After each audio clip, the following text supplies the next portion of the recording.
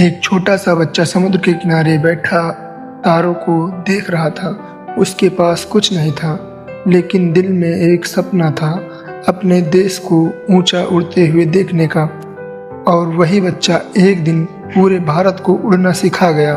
ये कहानी है डॉक्टर APJ अब्दुल कलाम की, जो सिर्फ एक वैज्ञानिक नहीं, एक सोच थे, एक भावना थे। डॉक्टर कलाम एक ऐसा नाम जिसे सुनते ही दिल में गर्व भर जाता है। एक ऐसा इंसान जिसने साबित किया कि गरीबी रुकावट नहीं होती, अगर इरादे मजबूत हों तो सपने सच हो जाते हैं। उनका जीवन एक मिसाल है कि छोटी शुरुआत से भी बड़ा बदलाव लाया जा सकता है। 1931 तमिलनाडु का छोटा सा कस्बा रामेश्वरम, वह पैदा हुए अबुल पाकिर जैनुल्लाह अब्दीन अब्दुल कलाम। एक साधारण परिवार, पिता नाव चलाते थे, माँ घर संभालती थी। घर में सुविधाएं नहीं थी, लेकिन उनके अंदर जिज्ञासा थी, जिज्ञासा की आग थी। वे पूछते थे, आसमान में तारे क्यों चमकते हैं, पंछी कैसे उड़ते हैं। और शायद तभी किस्मत ने तय कर लिया था, ये बच्चा एक दिन भारत को उड़ान देगा। घर की हालत खराब थी, लेकिन उन्होंने पढ़ाई नहीं छोड़ी। रात के अंधेरे में स्ट्रीट लाइट के नीचे बैठकर पढ़ते थे। वो कहते थे, अगर तुम्हारे सपने बड़े हैं तो तकलीफ़ें भी बड़ी होंगी। उन्होंने इंजीनियरिंग की और फिर ज्वाइन किया इसरो। वहीं से शुरू हुई उनकी यात्रा, भारत के अंतरिक्ष कार्यक्रम की दिशा बदलने की। उस दौर में भारत के पास अपने रॉकेट नहीं थे।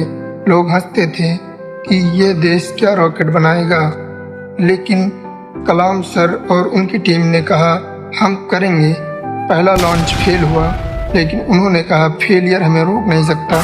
दूसरा लॉन्च सफल रहा। भारत ने अपना सैटेलाइट अंतरिक्ष में भेज दिया।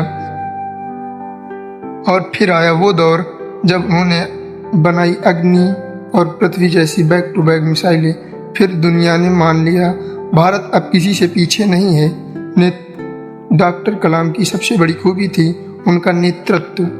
जब प्रोजेक्ट फेल होता, वो जिम्मेदारी खुद लेते, और जब सफलता मिलती, वो श्रेय अपनी टीम को देते। वो कहते थे, एक मिसाइल को उड़ाने में हजारों लोगों का सपना होता है। यही सोच उन्हें एक महान लीडर बनाती है। 2002 में जब वो भारत के राष्ट्रपति बने, पूरा देश खुशियों से झूम उठा। लोगों ने उन्हें जनता का राष्ट्रपति कहा। राष्ट्रपति भवन उनके लिए एक स्कूल जैसा था। हर दिन बच्चों से मिलते, उनके सपने सुनते। वो कहते थे, मैं राष्ट्रपति नहीं, एक शिक्षक हूँ। और उन्होंने हर बच्चे को ये विश्वास दिलाया कि सपने देखने की कोई उम्र नहीं होती। डॉक्टर कलाम का सबसे बड़ा सपना था इंडिया 2020।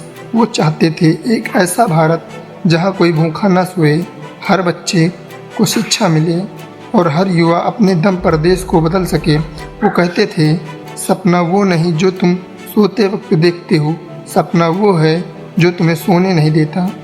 उनका सपना था एक आत्मनिर्भर विकसित भारत। 27 जुलाई 2015 शिलोंग में एक लेक्चर देते वक्त डॉक्टर कलाम गिर पड़े। उनके हाथ में किताब थी और जुबान पर टीचिंग एंड इंस्पायरिंग यूथ। वो उस दिन भी वही कर रहे थे जो पूरी जिंदगी करते आए, सीखना और सिखाना। वो चले गए, पर उनकी सोच, उनकी आत्मा हर भारतीय के दिल में आज भी जिंदा है।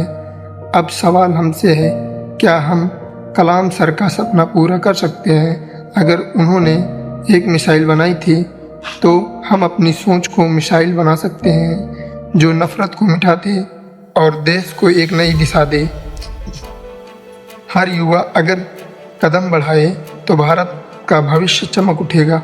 कलाम सर कहा करते थे, अगर तुम्हारे सपने बड़े हैं तो तुम्हारी मेहनत भी बड़ी होनी चाहिए। वो अब हमारे बीच नहीं है, लेकिन उनका हर शब्द, हर विचार, हर मुस्कान हमारे भीतर जिंदा है। आओ आज हम सब मिलकर कहें, धन्यवाद कलाम सर, धन्यवाद कलाम सर, आपने हमें उड़ना सिखाया। धन्यवाद।